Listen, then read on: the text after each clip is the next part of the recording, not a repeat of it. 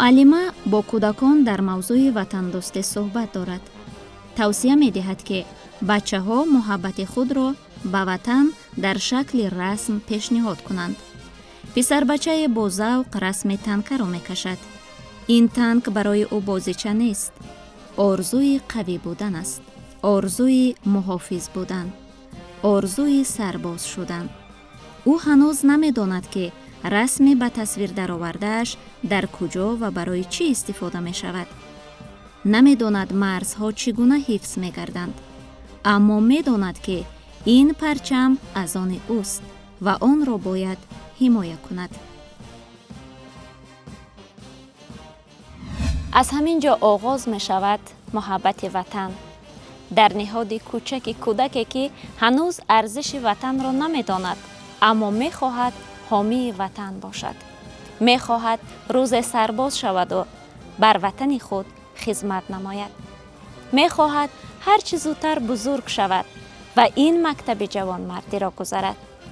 бо ҳамин орзу, бо ҳамин ният ва ҳамин орзуе, ки дар назар хурд менамояд, аммо ормони бузургеро инъикос мекунад, расми кашидаи худро мегираду ба назди мураббиаш мешитобад. бо боваре, ки шояд ӯ метавонад рӯзе қаҳрамон бошад, рӯзе ҳомӣ бошад ва рӯзе ҳамчун фарзанди фидокори кишвари худ шинохта шавад. معلمه من برای این رسم وطنم حمایت کرده میتوانم؟ بله البته حمایت کرده میتوانم. کودک با تبسم به رسم کشیده خود می‌نگرد. گویا بالای این پاره کاغذ نه تنگ بلکه آینده خود را کشیده باشد. در نگاه او ترس نیست بلکه باور است. باور به آن که روز سرباز می شود. می خواهد مثل عسکر بچه هایی که عکسشان را در دیوارهای باغچه روی پاره اوراق سفید می بیند قوی، با اراده، دلیر و شجاع و ناترس باشد. در تقلید به آنها پرچم کشور را به دست می گیرد و با افتخار ترانه وطن را می سراید.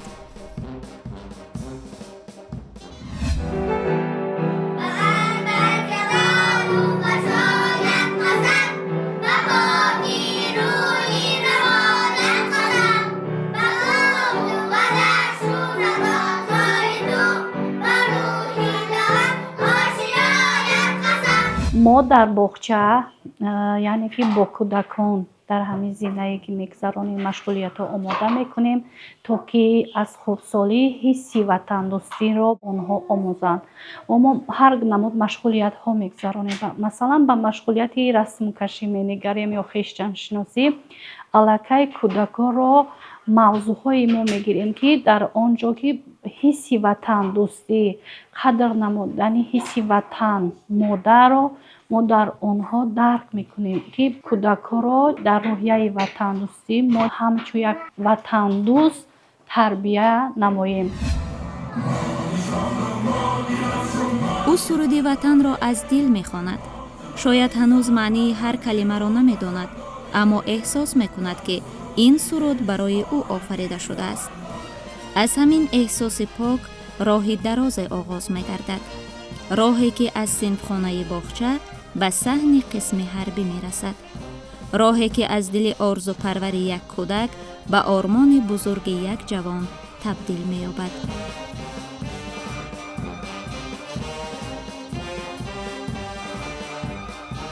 آرزوها با مرور وقت می‌سبزند، قوی می‌شوند، شکل می‌گیرند و روز به مسئولیت تبدیل می‌یابند. اینجا قسم حربی 15-018 وزارت مدافعه جمهوری تاجیکستان است، جایی که آرزوها به واقعیت می‌پیوندند.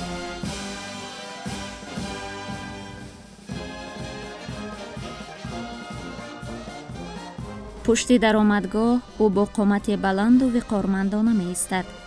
نگاهش آرام اما هوشیارمندانه. در این لحظه او تنها یک جوان نیست، بلکه پاسبان آرامی ملت است. پاسبانی که با اندیشه ثبات کشور روزها را اینجا شام می‌کند و شبها را سحر. از درآمدگاه وارد شدن زمان اولین چیزی که به چشم می‌خورد پرچم‌های قطار آویزان شده است. رمز پاکی و شجاعت که به هر یک سرباز نیرو بخشیده آرزوهای سبز آنها را به درخت برومند باور و اعتماد تبدیل می‌دهد. قدم‌ها را استوارتر می‌گرداند و امید و افتخار را قوی‌تر می‌نماید. به سبب اینجا را مکتب جوانمردی نمی‌گویند. محض در همین مکتب با مشق و تمرین‌ها، صمیمیت به کشور و وطن، محبت به همدیگر و با واسطه مشق و تمرین‌ها صداقت و صمیمیت را می‌آموزند. همین است که قسم‌های حربی خصوصاً ساحه نظامی را مکتب جوانمردی عنوان دادند. مکتبی که در اینجا نسل را پرورش می‌دهد حامی و پشتیبان وطن. اینها برای خود اندیشه نمی‌کنند، آرامی ملت را می‌اندیشند، ثبات کشور را می‌اندیشند و فردای وطن را تصور می‌کنند و برای آن مبارزه و تلاش می‌برند که مردمشان تنج، آسوده و آرام باشند. امروز با تنتنه با سوگند حربی خود صادقانه صاف دلانه خدمت میکنم. طول 5 ماه میشود که ما در قسم حربی 15018 خدمت میکنیم.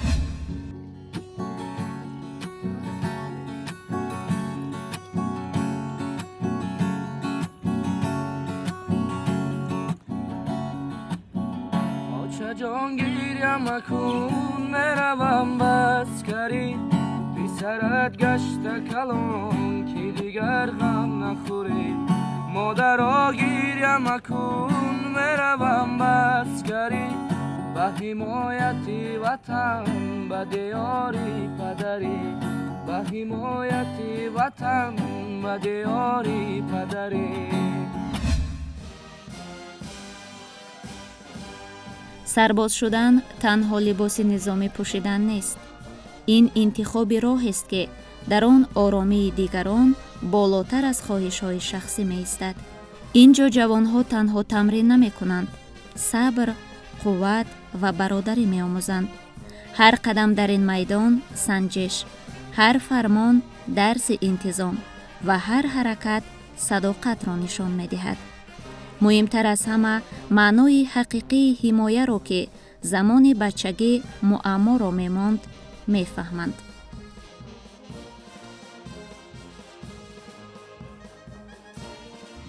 با چنین جوانمردان شجاع وطن گفتنیم که آمده در صف قوای مسلح جمهوری تاجیکستان و در باره خدمت مادر وطن همچون کمر همت بسته صادقانه خدمت کنند. و من همچون معاون کماندیر قسم حربی آید به کارهای سیاسی تربیوی در باره وضع حالت‌هایی که چنین خدمتچیان حربی در روحیه وطن دوستی آنها را تربیت نموده و همه ساله در این قسم حربی ما متخصصان را تعلیم داده و به قسم‌های جزء تام‌های قواهای مسلح جمهوری تاجیکستان سفربر می‌کنیم. و من با تمام مردم شرفمند تاجیکستان علل خصوص به همان جوانمردانی که در حمایه مرز عمومی وطن جمهوری تاجیکستان کمر همت می‌بندند 33 سالگی قواهای مسلح جمهوری تاجیکستان را به هر یک خانواده ملت سرزمین تاجیک تبریک و تهنیت گفتم. مهمترین چیزی که در این مکتب آموخته می شود تماشابینان عزیز استفاده تکنیکای جنگی است و این چیز به سربازان آموزانیده می شود و آموختن این نه تنها آنها را از استفاده تکنیکای جنگی برخوردار و آگاه می سازد بلکه ارادهشان را قوی می گرداند. آنهایی که در اینجا آموزش می بینند می توانند با قدم های استوارتر، مستحکمتر در حفظ و حمایه وطن کمر بندند. السلام ای آنکی جان، مشتاق دیدار شما، ای فروغ آسمان از روی رخشان شما. بار دیگر سپاس و احترام به هر یک شما. امروز چقدر که میدانید در قسم حربی 0810 یعنی که مرکز تعلیمی چهارمین مرکز تعلیمی قشون‌های خشکیگر می باشد و ما سربازان از این تجهیزاتی که نامش زینتکه است از این ما که آموزش میبینیم. در این یعنی که زینتکه زیو 23 قربش زیو 23 برای نیست و نابود کردن سامالیات ها، چرخبارهای پس پرواز و اینچنین BTR MGP و دسنت های ضد پیادهگر پیش بینی شده است. وزن دستگاه باشد در حالت سفری 888 کیلوگرم و اینچنین در حالت جنگی باشد 950 کیلوگرم را تشکیل می‌دهد. تجهیزات با ماشین های گاز 63 گاز 66 گاز 69 با میدان جنگ کشانیده می شود و این ماشین های گفته شده ما در حالت راه های اسفالت پوش باشد 70 کیلومتر ساعت و در راه های خاکی باشد 35 کیلومتر ساعت و اینچنین در راه های بیراه باشد 20 کیلومتر ساعت حرکت میکند. دوری نشانگیری تجهیزات یعنی که زیو 23 ما 2000 متر است، یعنی که 2 کیلومتر و از سمت بالا با پایان نشانگیریش 2500 متر و اینچنین از روی راستی 2000 و از سمت پایان با بالا 1500 متر را تشکیل می‌دهد. در این باشد هیئت اداره کننده این 5 نفر کماندر ادلینیا، مسافه سنج، تیرپورکنی دست چپ، تیرپورکنی دست راست یعنی که عبارت می باشد. این برای نشانگیری 10 تا دوربین اپتیکی، دوربین تورتیکی و 10 تا دیگر نریز دارد. در 10 تا نریز برای شمال برای بروش شمال پیش بینی شده است که در حالت جنگی باشد وابسته از مساعده باد و هوا 10 نریز برای بروش شمال را یعنی که به سمت هدف معین شده خود برده میرساند. و اینچنین من از صمیم قلب همه خدمتچیان حربی و اینچنین هموطنان تاجیکستان عزیزم را بخشیده به 33 سالگردی تأسیس یابی قواهای مسلح جمهوری تاجیکستان مبارکباد میگویم. روز تأسیس یابی قواهای مسلح جمهوری تاجیکستان تا 1000 سالهای دیگر ابدی باشد. همیشه تاجیکستان به پیش، نسل استقلال و صلح و وحدت، پیروان پیشوای ملت. در اینجا تنها مشق و تمرین نیست. لحظه های فراغت و استراحت بعضی سربازان به صحبت های برادرانه مشغول می شوند. خنده های ساده، صحبت های گرم، یادآوری از خانواده. یکی از آرزوهای دوران کودکی می گوید و دیگر خاطره های دوران دانشجویی را ورق می زند. در چهره و نگاه هر کدام آنها فکر عمیق پدیدار است.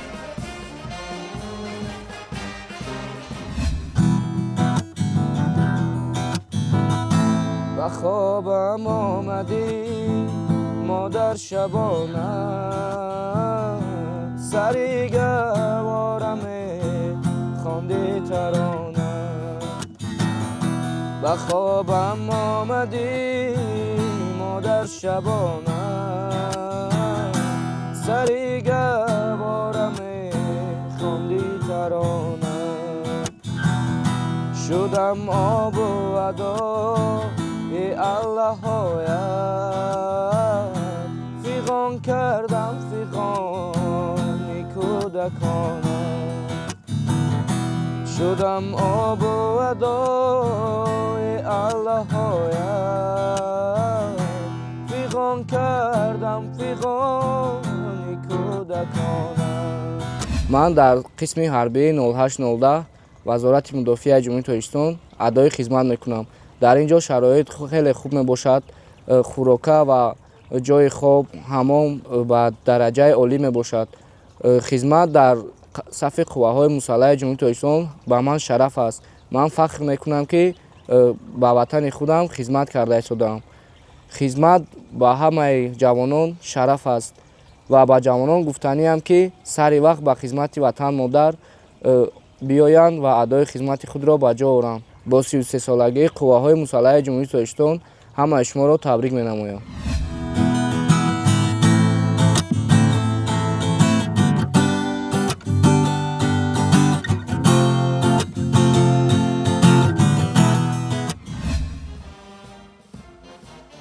قسمت دیگری سربازان به کتابخانه و کتابخانه می پیوندند.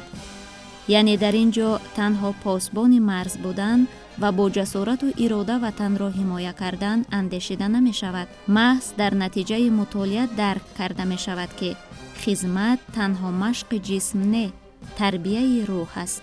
با همین مقصد آنها نه تنها سلاح بلکه کتاب را نیز در دست می گیرند.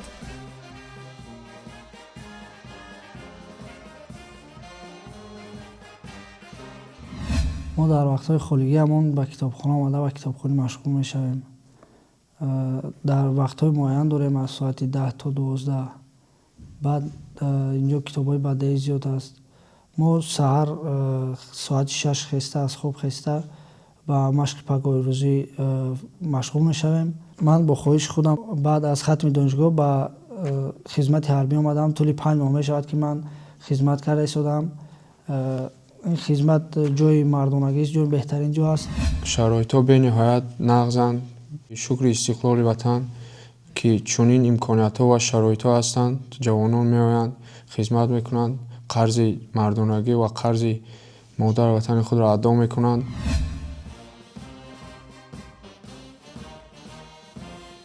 سالها می‌گذرند. مشق‌های صحرایی، نوبتداری‌ها، تحصیل، تکمیل اختصاص، هر قدم با انتظام، با مسئولیت، با آرزویی که از کودکی در دلش لانه داشت. او همان پسر بچه‌ای بود که زمانی در باغچه با آرزوی سرباز شدن لباس نظامی به بر می‌کرد. همراه شدن آرزو با تلاش و مهنت او را به هدف رسانید. در خدمت به قول پخته شد. سالها تجربه اندوخت. از وظیفه‌های خرد آغاز نموده به مسئولیت‌های بزرگتر رسید. امروز او با رتبه پلکونیک در یکی از ساختارهای مهم حربی به حیث معاون سردار خدمات حمل و نقل ستاد گنرالی قواهای مسلح جمهوری تاجیکستان فعالیت می‌کند. اگرچه امروز همچون شخص نظامی رسالت خود را در برقرار نمودن ثبات و آرامی به انجام می‌رساند، ولی هنوز هم از آرزوهای شیرین بچگی یاد می‌آورد.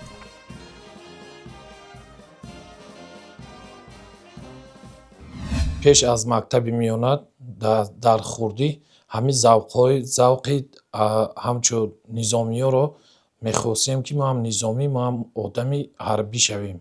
یک شخصی که میدیدیم همچون فرمای لباسی نظامی داشت، ما میخواستیم که در دوره که مکتب رو ختم کنیم همچون نظامی شویم.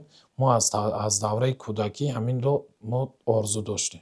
بعد مکتب دانشگاه رو ختم کردیم و اون تلاشایی که اون آرزویی که بود امروز ما همچون نظامی به خلق وطن خود صادقانه خدمت کرده ایستادیم. معلوم است که برای رسیدن به این جاده ده‌ها زینه‌ها را باید گذشت. امتحان‌های سنگین، افتادن و خیستن‌ها، مبارزه‌های شدید، رقابت در جسارت و توانمندی. ولی این جوان که هدفش حمایه وطن و سهم داشتن در آرامی ملت بود، افتادن را شکست نه، بلکه راه برای از جا خیستن و استوار شدن می‌دانست.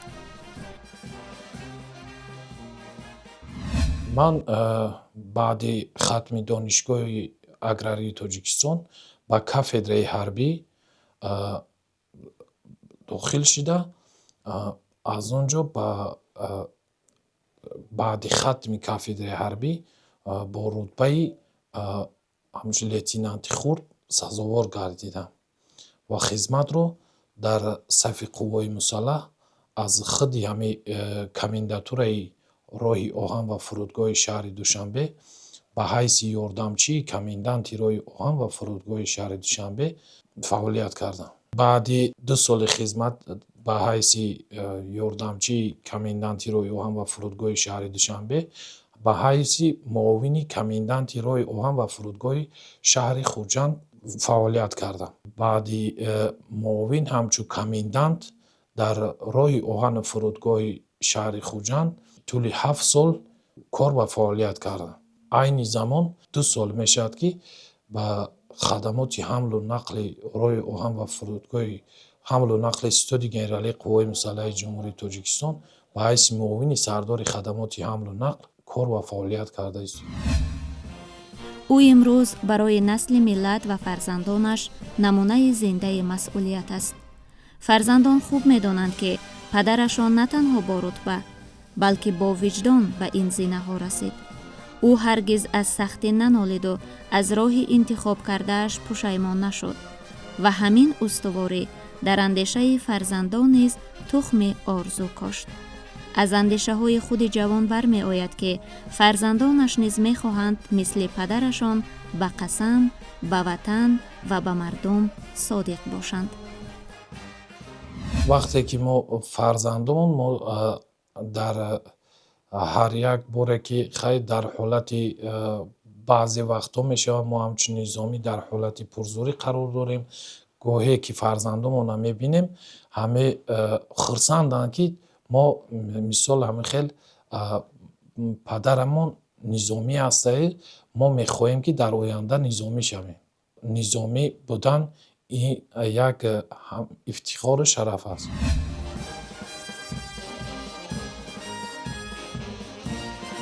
قصه او از آرزو آغاز شد. آرزوی پاک یک کودک، از زینه های مشق، از شبهای بیداری، از مسئولیت های سنگین گذشت و به زینه موفقیت رسید. امروز او تنها پالکونیک نیست، مکتب صداقت است. او تنها پدر نیست، پرچم افتخار در قلب فرزندان است. او تنها یک فرد نظامی نیست، قصه است که در ادامه خود کارنمایی های زیادی را در محافظت وطن انجام خواهد داد. از این مکتب باید عبرت گرفت.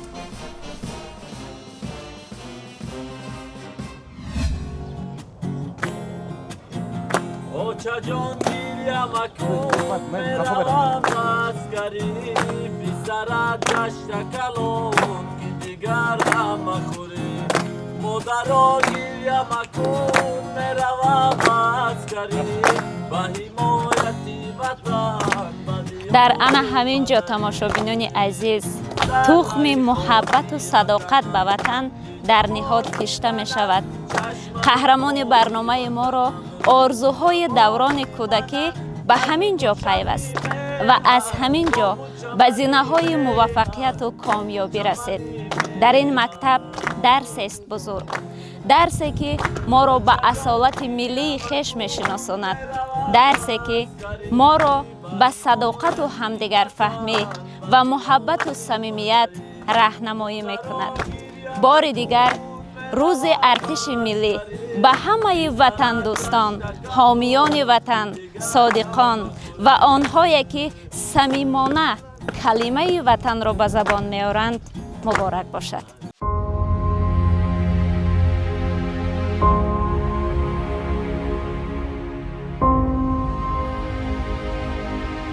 من کلان نشم، سرباز وطن نشم.